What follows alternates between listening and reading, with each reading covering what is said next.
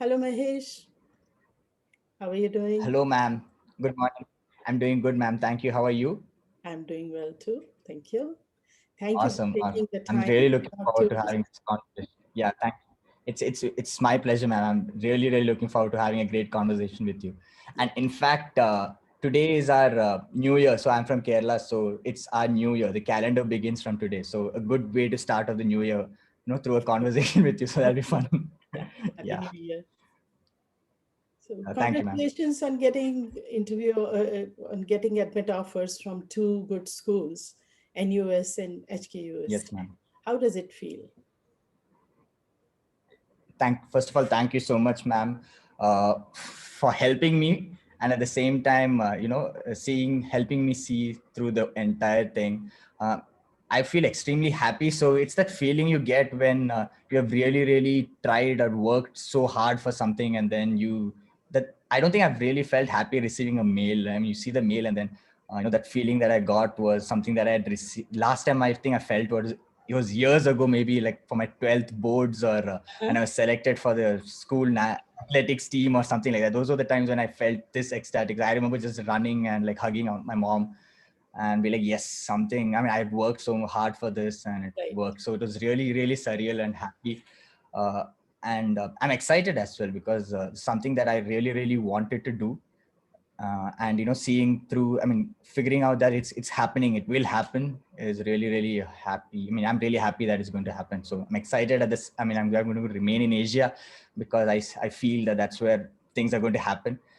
And at the same time, I'm closer to home, so that's not just comforting for me, it's also comforting for my family, that I should be slightly closer to home also. So yeah, overall very excited, very happy, and I'm really pumped, if that's a word to be used.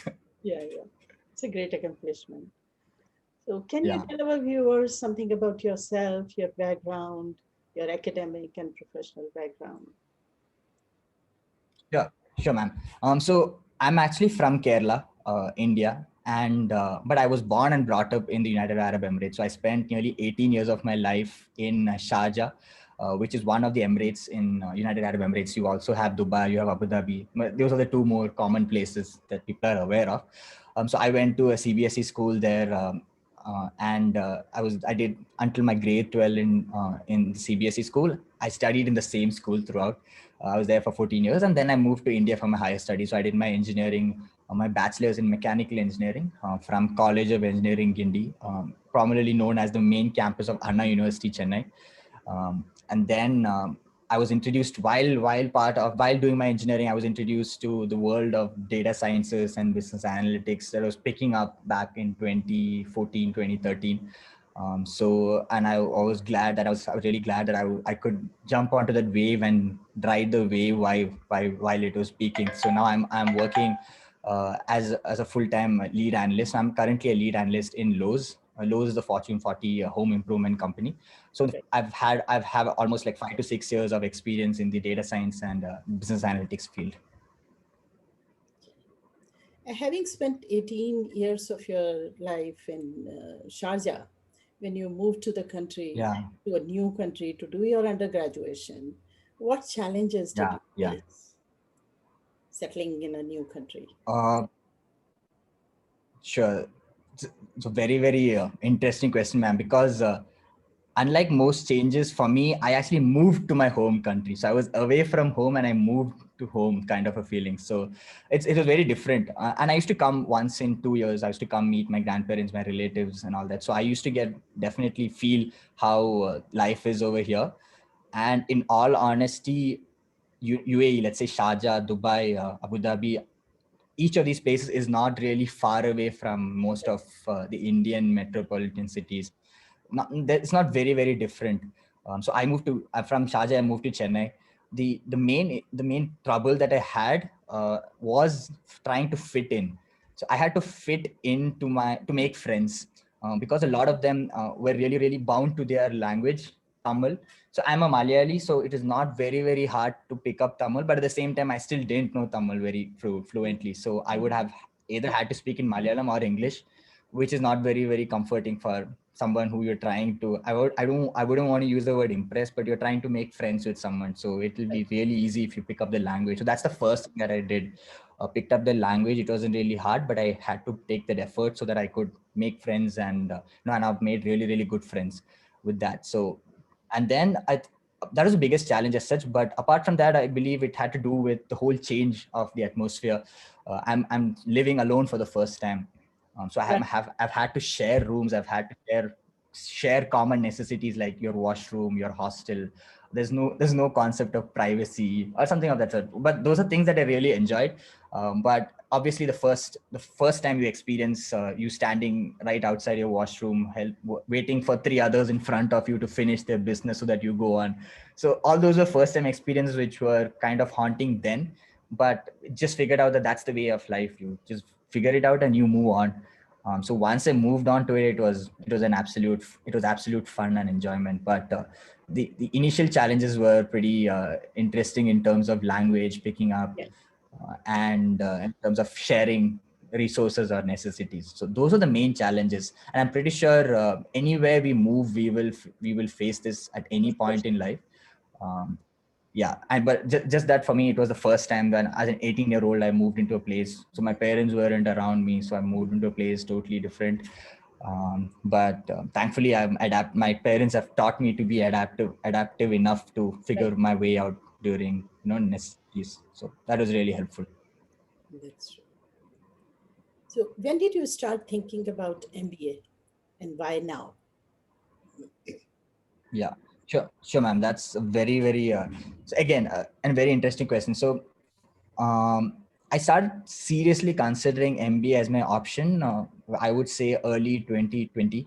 Had nothing to do with COVID, because it's now when you say early 2020, that's the first thought we have, but it had nothing to do with that. So it was also the same time in which a lot of things in my career happened, and I could kind of foresee what was going to happen, what my career would be uh, if I were to continue as is. So had just gotten. So I just started working in a firm that had acquired the firm that I was working for, and then I got promoted immediately to a role where I was leading an analytics team which is based out of India and the US. So I was gaining all kinds of experiences. I was doing well in my job, which was as an analyst. I was doing well, very, very well technically. I was also gaining experience as a leading members in different parts of the world, Mhm. giving them ideas and trying to move the needle in terms of business. So all these were happening at the same time. So I could foresee that if I were to continue, I could see that I would be a manager in analytics and so on and so forth. But what I wanted to be was the major reason as to why I figured out that I needed to make a good change in life so that I get to where I want to be. So if I want to be if, a leader in tech, in a global leader in tech, and for that, analytics is one of the puzzles. There are one of the parts of the puzzle. There are so many parts to that.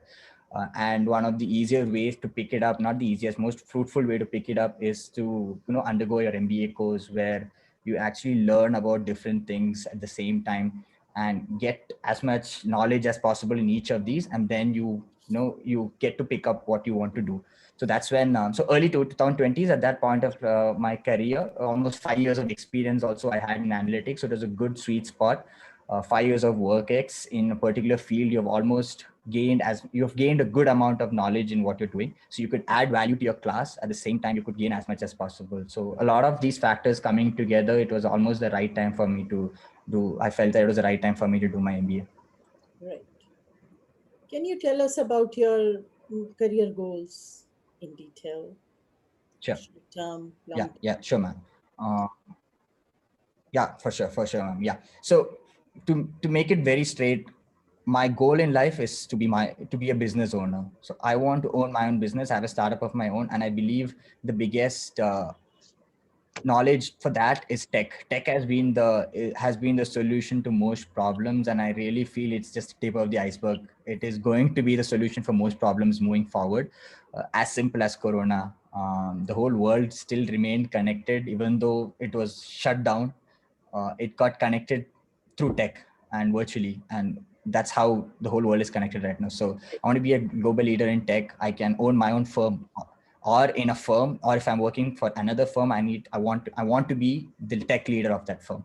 I want to handle tech completely. So for that, that being my goal, my long-term goal, my short-term goal as such is to have to be or handle roles where I'm getting as much coverage as possible in the tech field. So currently I'm pretty well versed with the field of analytics and data sciences. Now that being one piece of the puzzle, there are multiple puzzles that I can fill up. So one role that I'm envisioning myself that I want to pick up and I feel is really, really will be really helpful for me to get to my end goal is a product management or a product marketing manager role. So I consider a product manager as a mini CEO because he or she handles multiple spectrums, analytics being one. You're designing things, so your design being one part of it. Then your integration where you manage tech, your analytics teams, your design teams, your Scrum teams. So many these things development. So and then you also connect to your business leaders, the ones who you're working for, or the ones for whom this firm is existing. So uh, being a being a product manager gives me as much coverage as possible into the field of tech or into the entire firm. So that being the first step for me to be an entire business owner on my own. So that's my short term goal, getting into the product management field as a product manager in tech or a product manager in marketing. So I'm sure that either of these could give me maximum coverage or give me the best step forward for my ultimate goal of being a business owner.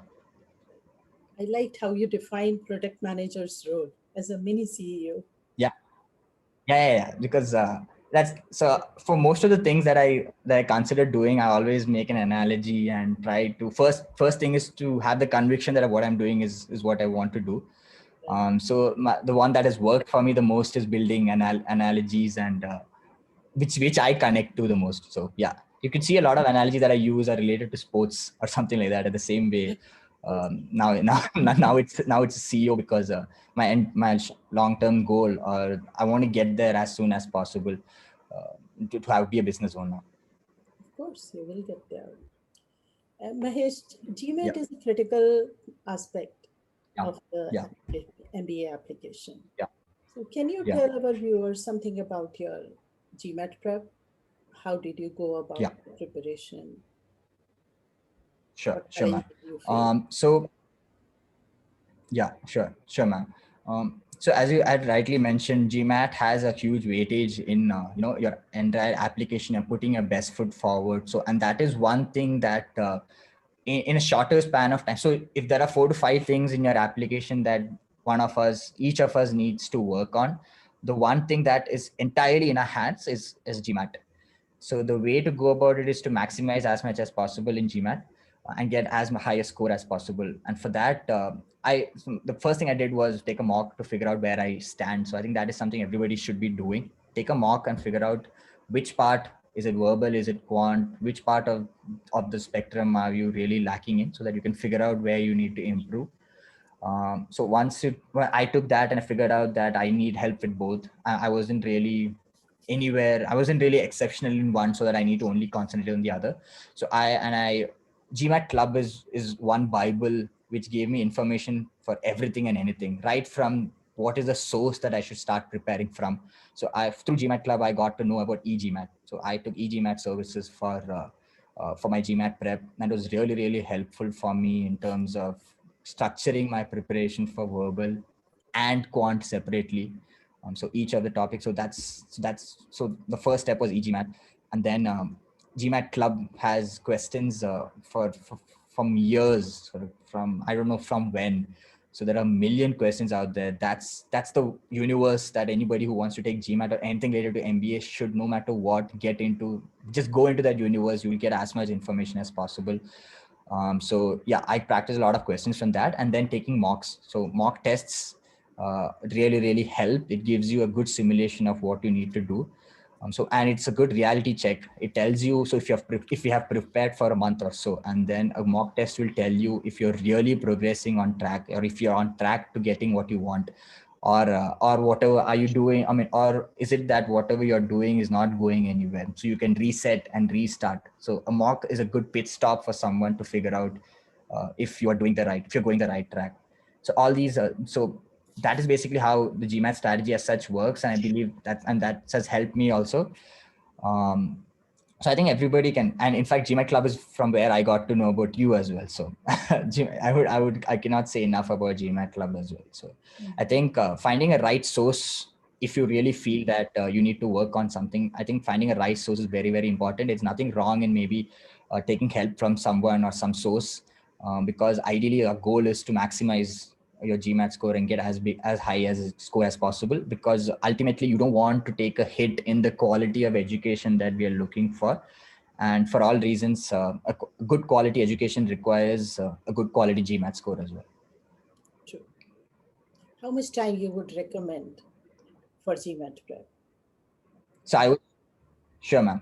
Um, so I would say it it does take 2 to 3 months to have a good, to put your best foot forward. Why I'm saying 2 to 3 months is because I'm making a general assumption that most of us taking the GMAT with experience will be taking it along with your work hours.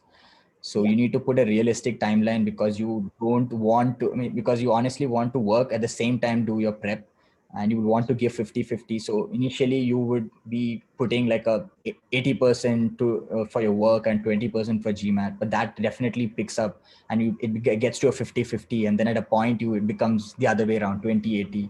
So you need to balance all that out. I think a 3 month program is really will be really good, and it will be optimal. But again, it again comes down to your caliber. When you take that mock test and you figure out how, and you know yourself. So I knew myself. I think I thought that putting 3 months would get me where I wanted. So because based on the mock I had taken, and based on figuring out where I'm lacking, I thought 3 months was fair enough. So I think three months is good, but again, it's subjective to different people and their caliber and how they have gauged themselves. So taking mock tests is your topmost It's very recommendation. important. Yeah, I think that's more like a step zero, because in anything that we do, you obviously want to find out where you are before you start doing, because it's a good way to gauge how much or what your strengths are, what your weaknesses are, and you figure out what your best foot is. So it's a good thing to take a mock at the beginning, and it's recommended by a lot of them. So and it worked for me also, which is why I feel taking mock is really important. I agree. So now after GMAT prep, application prep. Can you please share your application Yeah. strategy, planning, and preparation with our viewers? Yeah. Yes, for sure, ma'am.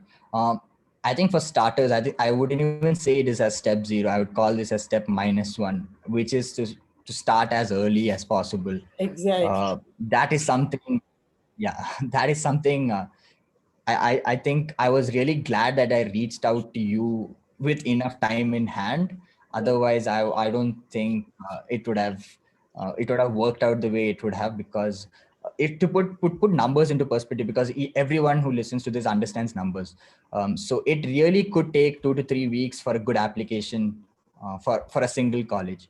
Now.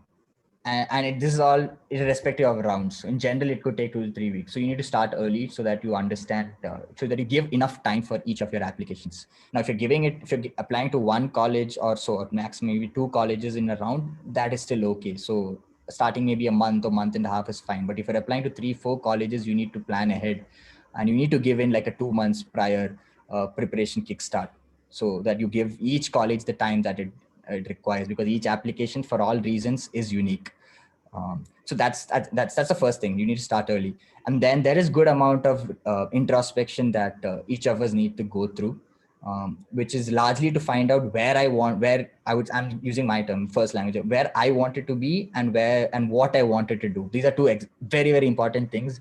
Even if I don't do a research on this, the second person I talk to, that's the first question. The first question that I got from you was, what are you looking for, where all are you going to apply, and what do you want to do, like what MBA, what are you like planning to do after this, because that's the first question that most colleges also ask. So those are two things that those two formulate your step zero, according to me, which is where I want to be and what I want to do.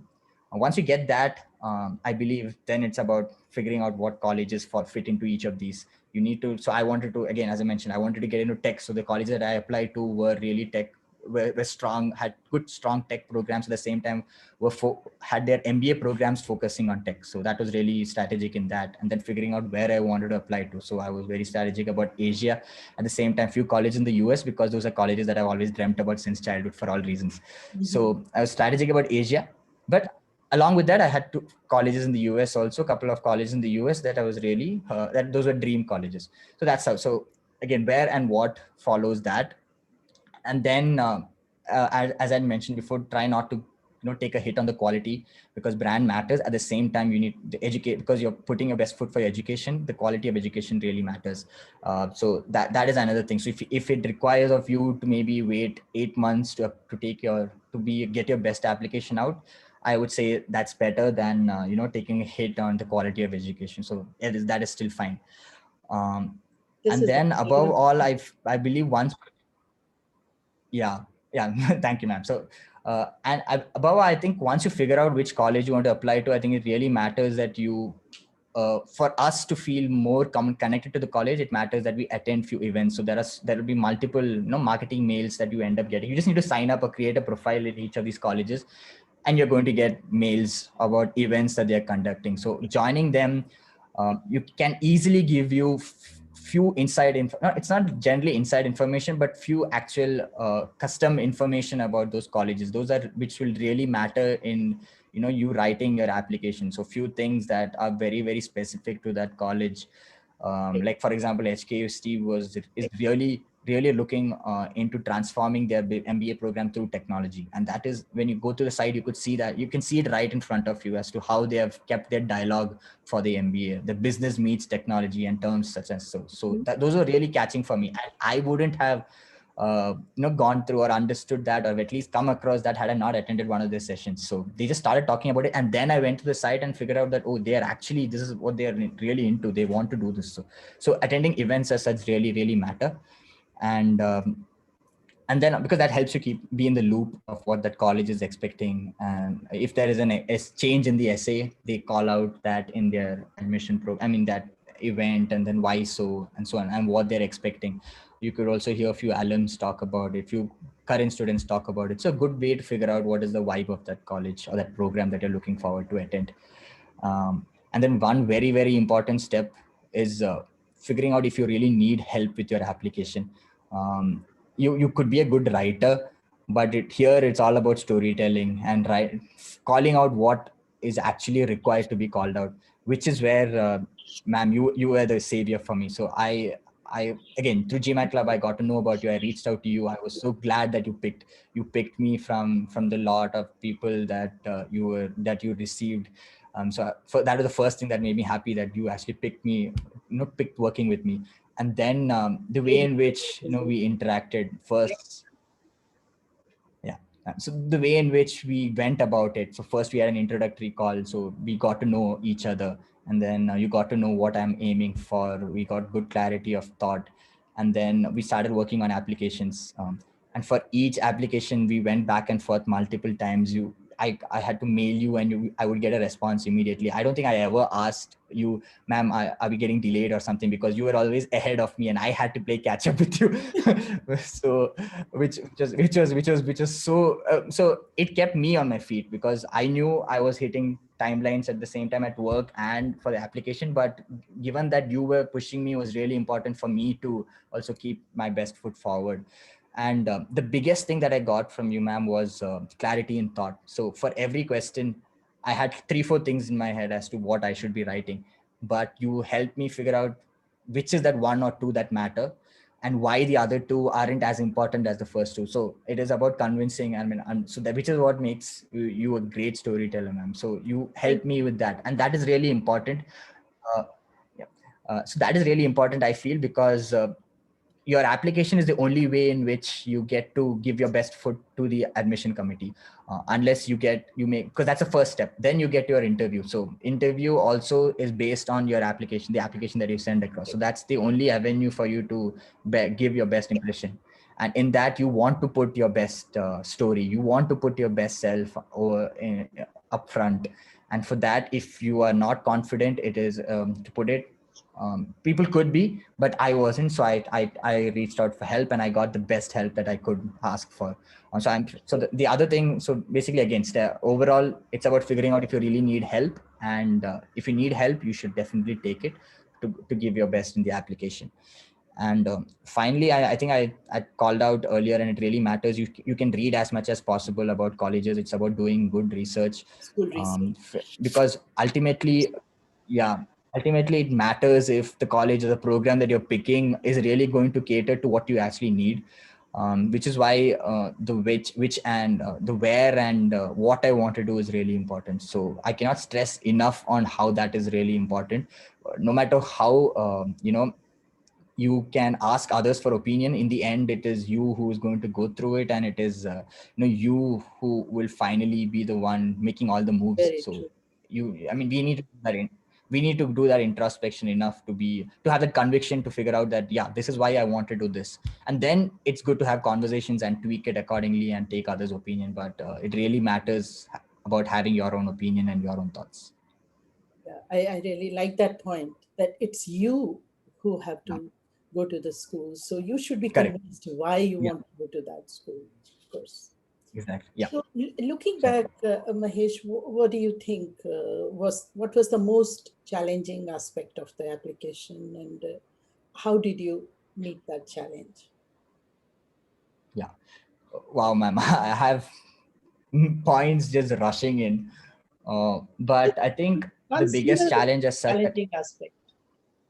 yeah, yeah. So yeah, sure. So yeah, exactly. So the first thing that strikes me, and I'm sure a lot of them listening to this, it will strike a note for them as well, is the diversity, or the part that I is the part of the society that I am representing. So I am an Indian techie, so which is the most overrepresented part of the application. So and especially in Indian techie. Yeah, So this what I was cover all the I do all, yeah, I check all those lists easily. So and and in fact, I would say it is the overrepresented one because it is the most demanding one, because that's what everybody needs out there. For all reasons, across the world, Indian techies are really really wanted, because there are problems that we techies solve that not everybody can solve. So that's why it's overrepresented. So why I'm telling all this is because I feel each of us, each of these techies that I represent, undergo a different problem solving, and we solve different problems in a very unique way. So it's all about positioning what you're solving in a very unique way, because each of us have different stories. Maybe I can sell the same work that my teammate and I have been doing for like past 6 months in a different way compared to the same way my teammate would sell it. It's about how the same thing is being sold by two different people. I could look at it in a different way, she or he could look at it in a different way. So it's about positioning yourself in a unique way. And honestly, it is not that hard. You have to look within, and you can easily position yourself in a different way, because it matters as to, and given that it's an overrepresented society, it's about telling two main things. One is, what is it that you actually solved, and two, if what would have happened if you hadn't solved it. Now that covers almost everything possible. And why I'm saying this is because we techies actually solve problems immediately. So it really matters as to selling that unique point over here. And apart from that, I feel there is a requirement for being diverse, doing different things, but not everyone has the interest to do different things to keep your profile more colorful. But it is good to do different things, because if you want to be a leader, you just can't be focused on the one thing that you're doing. You want to do multiple things and show that you can drive a community or a society forward. And for that, you just can't do one thing. It's always good to do multiple things. So Right. I would also encourage everybody to be involved in different things. No, you don't need to force yourself, but do things that you like, but do it so that you are more than what your job is. It Exactly. can't be just the job that defines you. There are so many Exactly. things that should define you, that can define you largely. So getting involved in different things really really does matter in terms of an overall profile. it does you us more good than impressing somebody, because it gives us different experiences as we do it. But it also but in terms of an application perspective, you really would come across as an all-round person doing different things the same 24 hours that everybody gets. You're doing different things, so you're a different kind of a leader. So it really adds value if you are involved in different things. And finally, I think one part of the entire application process that I struggled with was managing work and application, which I'm sure almost everybody who listens to this struggles with it. But the only thing that I have to say is, yes, if we need to get something out, we need to put the effort for that. So it'll be just to hang in there, keep pushing yourself for those, like, let's say 2-3 months or so, because what lies after that is really, really, great. So you just need to get through this process and it'll be really good. So if it takes 2 months of 4 hours of sleep, it'll be worth it. Right.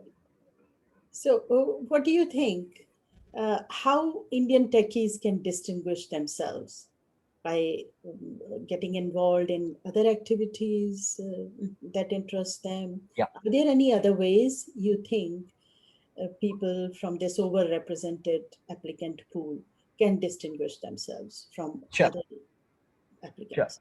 Sure. Yeah, sure. So I think the first thing that I'd mentioned as previously was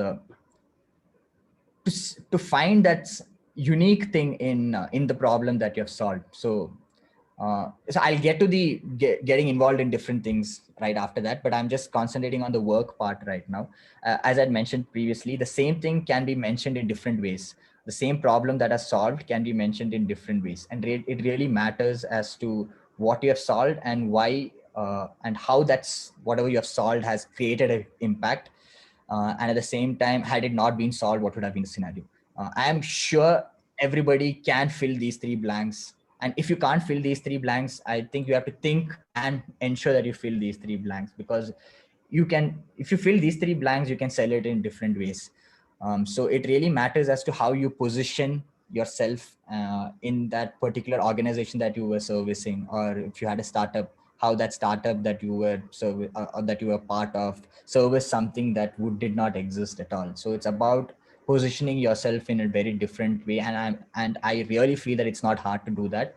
It needs a little bit of thinking, introspection, and I think we're good to go over there. So each techie out there can sell themselves, or not, let me not use the word sell, can express themselves in different ways.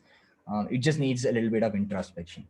And the second thing about being diverse, I'm sure people can get involved in. It can be as simple as you hike once a month. You do different things. So because hiking is not just something that gives you individual pleasure, it also gives you a good amount of leadership, because you might end up going in a group or so. So doing different things, it can be as simple as painting, or spending time following something. Like, for example, football. I follow football a lot. I play the fantasy of football, and it gives me good this thing. I work with numbers at the same time. I'm enjoying the sport that I like, and that is something different. Not everybody who follows football plays fantasy. It's just another way to look at the same thing. Don't So you think following football also personality is don't you think that yeah, personality exactly. also And plays a big role in showcasing your uniqueness? Because each individual is yes, different. Each individual is yes, unique in his or her own way. yes, So through personal exactly. qualities also, you can distinguish yourself from other applicants, right? Yes, You're a different definitely. Yeah, person. Your definitely. qualities are different Yeah. from others. Yes, 100%. Yes, ma'am. 100%. Yeah, I totally agree with that. Yeah. So your So experiences you can are different also from be as others. simple as, yes, ma'am. So it can be as simple as, so let's say I'm just putting in a scenario over here, as you mentioned about personality. Let's say a team, I'm just bringing in a work scenario over here. There is a team wherein most of the members had quit and moved on, but you stayed on and you took the responsibility to carry the team forward and Yeah. onboard new members. And it is a very common scenario in a company. Especially at this time of the year, multiple members leave your team, but you stayed on. You onboarded new members, which it shows leadership in you. You have that capability to build a new team. You took up the responsibility. You handled crisis, and you took the team forward. So these are all small things. These are things that happened at work, but it's actually, as you mentioned, it's portraying your personality in a very different form. And this is a very common scenario, by the way, but the way in which it can be portrayed is very different. So personality also really matters, and that's very true. Right. And just coming back to doing different things, you it can be as simple as playing. You can play very often, you can go for a run very often. It shows that you have the habit of doing something. You like to keep yourself engaged. All these matter to give matter, because it gives a gives them the idea of a personality who likes doing things. Because the whole point, I mean, in MBA you end up doing things, and post MBA it's not that you're expected to do things, but you have to do different things to keep a company moving or keep a unit moving, because you're finally doing an MBA to be a leader in some position or the other. And a leader has to keep moving things and inspire people around you, and keep the needle moving. And for that, you need to be somebody who hustles. Yeah, that's why many schools also asked a question: what setback did you face in life, and how did you overcome that setback? Because they Yes. want to see your quality, Yes. your resilience, your perseverance in handling setbacks. Yes. Yes. So Yes, these ma'am. experiences Exactly. are Very true. different from person to That's true. person. Yeah, exactly. And no experience is no experience is okay. I don't want to use what I meant was no experience is no experience. What I meant was every experience is an experience. You can easily use that experience to say that you have not about saying a solving problem. You actually end up solving a problem. I think the biggest problem is a lot of us underestimate the experiences that we have, saying everybody would have Exactly. experienced it. No, people would have experienced the same thing, but what you took away from it, that experience could be very different from what someone else who experienced the same thing took over. So Exactly. it's we just underestimate our experience.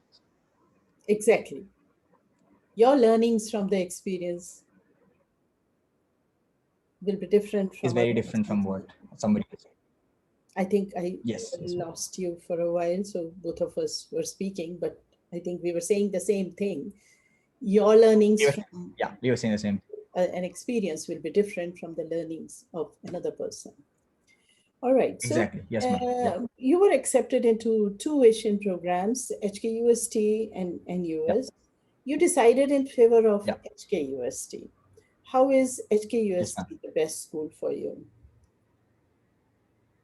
Yes, ma'am. So I cannot begin to say how hard this was, because I'm talking about two colleges very similar in terms of positioning, at the same time ranking in terms of education quality, in terms of what it could offer for me, very similar. So I had to bring it down to one factor that really matters, which was the cost. And I was glad that, and I was really thankful that I got a good amount of scholarship from the HKUST program. So that really reduced. So I reduced the amount of investment that I have to make in a program.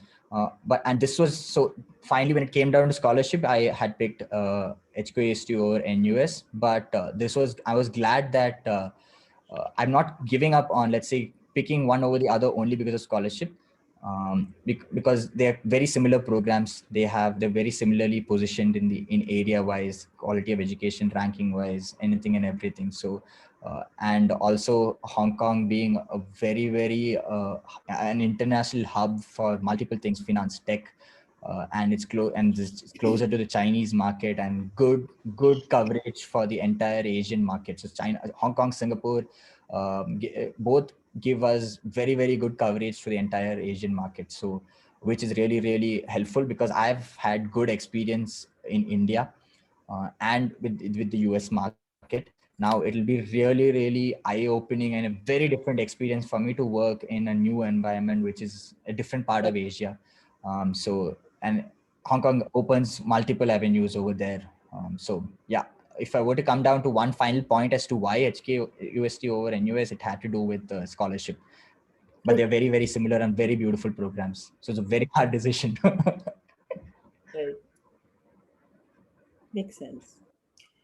Now, Mahesh, when working with you on your applications, I found your voluntary experiences pretty interesting, pretty intriguing.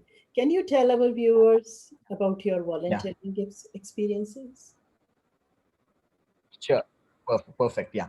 So I, right from childhood, I love talking. I love expressing myself, be it in terms of public speaking, or be it in terms of, let's say, dramatics or anything of that sort. So while I started working, I started missing a lot of those parts, because I realized that most of my conversations were work related, and but I was bursting inside to do different other things as well. So so one of my friends introduced me to this organization, Skillsphere, wherein they tie up with different schools in different parts of India. So I was Bangalore based, so different parts of Bangalore. I was talking about Bangalore. So I went to schools to take soft skill sessions. So these were happening either on Saturdays or Sundays. So since 2017, December, November, I started taking sessions. I started going to different schools on Saturdays or Sundays, spend like 5 to 6 hours every weekend over there, taking soft skill sessions, elevator pitches, group discussions, debates, model United Nations, parliamentary debate, teaching fourth to eighth to ninth standard kids on how to be confident about speaking, and when is the right time, what to say when. Be confident, so that because this matters really, not just your studies or anything. It also matters as to how you're expressing what you've studied. That really matters. So soft skill sessions on that. So it's been like 3 to 4 years now. After COVID, there's another beauty about I wouldn't say it's a beauty about COVID, but what happened was I used to take classes only in Bangalore, but once COVID struck, I started taking classes online for across India, like few schools in Assam, few schools in let's say Amritsar. So schools, kids all over the place. So that is one thing that opened up. So I had kids like, so each session has about 18 to 20 max. It goes to 30 students in one session. It is really fun, because if I take 7 days in a week, I spend 5 days in a week with people my age, and I spend like almost half a day of the week on a Saturday or a Sunday with people absolutely of a different generation. And it requires of me to scale myself down, up every week to figure out how they are. At the same time, it's really fun, and things I'm mostly surprised by the things that come out of their imaginations or talks, because I would never say that when I was a 8-year-old or a 10-year-old or 11-year-old, I would say things that they are actually telling right now.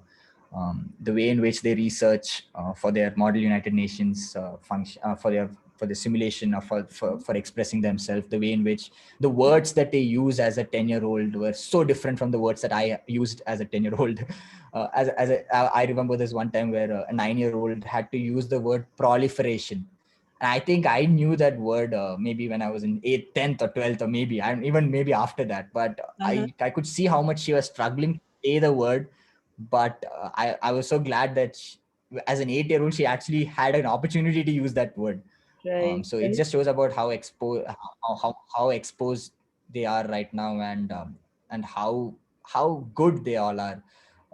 In terms of, this is just so, it's so bright, and it's really good to it's a beautiful experience. I'm just slightly regretful as to I don't know how I'm going to take sessions once I go to B school. That's one thing that I'm really feeling a little bad about, how to manage sessions if I were to take once I go to B school. So I'll have to maybe take a two years break, or 1.5 years break, and then continue again later if they're okay with that. So, but those, I would always look forward to that every week. Every Thursday, Friday, I would spend like 2 hours to prepare for my Saturday or Sunday session, because that was something that I really loved doing. So it is really beautiful. It is beautiful. Yeah, see, if you love doing it, if you have a passion for doing it, you can do it after your MBA also. And I can totally relate to what you said. Exactly. You are learning so much from a younger generation. Yeah. I feel the same thing. I also work with younger generation, and they amaze the wealth of knowledge they have, Exactly. their drive, their spirit, their ambitions. They don't stop amazing me. So I have felt the same thing. Exactly, ma'am. Yeah. So, So exactly. For you, the spectrum is much wider. You have maybe grandkids. So that's one spectrum, and then you have us, a different spectrum, and then even in your client base, it could be all kinds of people. So yeah, your experience will be unbelievable. Yeah. it's an amazing experience, and you cannot explain it. and I keep working with new True. people all True. the time, and all of them, I learn Yeah. from all of them, and they don't stop Yeah. amazing me, surprising me, and impressing me. True, Yeah. that's true. Yeah. So let's talk about your interests and hobbies. You have already Yeah. mentioned your football, your passion for football and hiking. Yeah. So, would you like to Yeah. tell us something about that in Sure. detail? Yeah, sure. So I love playing football. So as I mentioned before, I love everything and anything related to sports. So it's not really a game constraint, but I just love maybe football and cricket a little bit more. But I follow almost all sports out there: tennis, Formula One, badminton, kabaddi, basketball, to a decent extent. I've never gotten to learn baseball, like how it works and all that, but I don't mind watching it. I randomly, if I'm browsing through channels and if I see that interesting, I'll just end up watching that also. So anything related to sports. And then I like to also be involved in something in sports. That's why I play the fantasy. I play fantasy Premier League in football, at the same time in cricket also. So I do that because it's kind of applying what I do at work in something that I really love doing, which is sports. So Mhm. that I involve myself a lot in that, and I also play a lot of football. Now, I mean, I haven't been able to play a lot the last 1 year or so. So I've Yeah, tried to convert that into running. So I ensure that I keep moving around. So maybe running every day is something I end up doing, if not at least 4 to 5 times a week. If daily is not happening. So try to do a 3 to at least 5 kilometers whenever I run. It really helps refresh yourself, either in the morning or the evening. So I end up try doing that a lot. And then I love music. I great. Anything and everything I do, I have a song that is switched on. So I have music that is switched on, and I listen to multiple languages. Mhm. I take it on me to pick up the lyrics of songs and remember them, so that when somebody else plays a song, I know I can relate to it and I can say that, hey, that's that song. And I do it in multiple languages. I listen to English, Hindi, Tamil, Malayalam, a little bit of Arabic, a little bit of Spanish, a little Wow. bit of K-pop. So different, yeah. So different. So music really drives me, and I ensure that I keep up getting updated in that. I love to dance. I pick up random steps everywhere from different this thing, and Zumba I feel is a very good workout because it's a good combination of dance and workout. So I like Zumba as well. So during lockdown, that was something that I did very religiously. I always kept a random YouTube Zumba video and kept dancing to that. Um, and Yeah, dramatics, I love watching plays. I love watching movies. So I'm not very up to date in terms of different seasons and different TV shows, but I ensure that I kind of binge on different things because it's something that you wind down with. So I wind down a lot to that. I love meeting people. So most of the times on weekends, I end up meeting someone uh, because I love catching up with people. So if it's been a while since I met someone, I will drop a text to that person and catch up with that person. So Very nice. at least on a phone call. So like maintaining relationships. If my mom hears this, she may not be really happy with me saying that, but otherwise I try my best to keep up relationships. So yeah, and I consider that also as a hobby, catching up with people and really being updated with what is happening with the people that matter to me and I'm really close to. This is a personal trait. How you connect with Yeah. people, making personal connections Yeah. with people you know Yeah. is also a quality. Yeah. Yeah. So, Mahesh, we have been living in, as you know, we have been living in COVID era for the last 1 year Yeah. now. How do you think Yeah. this pandemic might impact your MBA experience? uh, this is awesome. Yeah, so one main thing that I figured out, and I'm pretty sure it's going to be the case for all schools, is the fact that most programs are going to be hybrid. And what I mean by hybrid is it is not going to be 100% in class sessions. It is going to be a proportion of it. Like that Okay. proportion could vary, Yeah, but I could see a 70 or 70 to 75% maybe in class, but a good number, good 25% being off, being virtual, largely to the fact that because most good MBA programs have visiting professors. So let's say let's say take HKUST for example. HKUST has professors come from say Kellogg, Wharton, taking couple of classes, couple of sessions. So given the current scenario as such, I don't see how they would prefer traveling for these sessions. So that those all those would be virtual classes. So a good amount of classes. So it'll be a hybrid work, hybrid study and experience. That's the first main thing as such.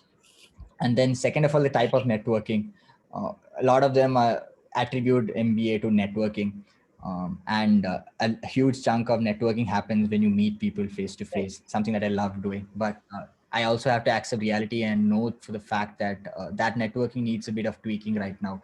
I can maybe meet people in a coffee for a coffee or something, but that is going to be maybe 4 out of the 10 people I reach out to. The other 6 I will have to figure out a way to do network virtually, maybe get on a call with them on Zoom, or have a video call with them, or message them and keep my keep the verbal thing going. So maybe so networking is also going to be proportional. It is not going to be face to face generally. So that is going to be, I feel, one major thing that is going to change. And then again, one again attribute to so exchange programs as such. I'm not really sure how much of these exchange programs are going to happen. Like, I don't know if I can really move into another place for 4 months and do an exchange there. So that could also be virtual. So Yeah. these are 2-3 things that I'm pretty sure how MBA programs or most programs are going to transform, to get to the better this thing. But I believe networking is one thing that all of us will need to pick up, the new networking, or the new evolved form of networking, if that's what we want to call it. Yeah. We'll pick it up on the go, but that is something that is here to stay. Yeah. Virtual conversations, virtual interactions. Yeah, You have to manage yeah, with virtual interactions. yeah. Or at least a good chunk of it would be virtual, and maybe out of the 6 conversations you have had with someone, the final one could end up being face to face, because generally the usual norm is that you could have your face to face at least in the second conversation itself, but now it will be more virtual, and you'll keep going on virtually, and then you will end up having a face to face conversation. So picking up virtual conversations and driving relationships through that, I feel, is really important now on. Yeah. This is the need of the times. Mahesh, Yeah, we had, it's here to stay. I believe it's here to stay. it's here to stay. It looks like it's the new normal. Yeah, yeah, yeah. Mahesh, it was a wonderful conversation with you. Do you think, is there anything that I should have asked and you would like to tell our viewers? uh, yeah, ma'am, I believe we have covered the entire spectrum of an MBA journey. And I think the one last thread in the whole thing is, let's say, our interviews, the interviews that we Hmm. go through once we get shortlisted by these colleges. So uh, I cannot begin to stress how important it is of having mock interviews. Now, it can be with your mom, dad, can be with your best friends, can be with like 3, 4 of your best friends, but it really, really matters to get a second eye or a second opinion on how you are thinking about your answers. Um, Yeah, and so, which is why I was mentioning dad, mom, sister, friends, because it also, you can have it with someone you're comfortable with, so that you get the best opinion. Not someone with you who would be biased to you. You need an unbiased opinion from people. right. So, and it is really, so it's, even though it's step 4 or so in your interview prep, it is, I feel, the most important step, which is to have mock or practice sessions. And apart from that, I feel you can go to different sources and figure out questions that could be asked. Most of these questions are pretty common, like why MBA, why the particular college, why this particular area, why MBA now. So many questions are very common. So you can obviously, and all these answers to most of these questions you would already have these answers in the introspection that you had done during your application strategy. Right. When you figure out what you want to do and why you want to do and where you want to do, all these answers, you would already have these answers. All it requires of you is to maybe type it down or write it down, and you can remember each of these. So now the question is about researching, figuring out what colleges, what the college that you're applying to is looking for in candidates. You obviously have debriefs in GMAT. I mean, in GMAT club, that call out like what previous interviews, what they were asked, what people expect out of people. You can reach out to alums and ask them what generally a typical interview is. So all I think you should do all that. And one final thing in an interview is always you don't have to force yourself to ask a question, but it really, really is a great thing if you ask a question or two in the end, because it shows your interest in the college. Exactly. Because you're not going to have questions. You're not going to have questions if you're not interested in anything. I'm not going to sit in a lecture and ask a doubt if I have no idea what's happening. So it shows interest of in the program. And so having a question for the committee or for whoever's interviewing you will be really, really good as well. And I don't think we should ask anything random. If you're asking something that is very, very straightforward, or you don't, then it's better not to. Exactly. But I feel you can do a little bit of effort or a little bit of extra research on something and ask something that is different, and it'll go a long way, I feel. Exactly. Something that cannot be easily answered on the website. Yeah. Yeah. That something that's not that can be easily seen on the website. Something different, some in-depth Exactly. But question should be yeah. asked. Right. Yeah. All right, Yeah. Mahesh.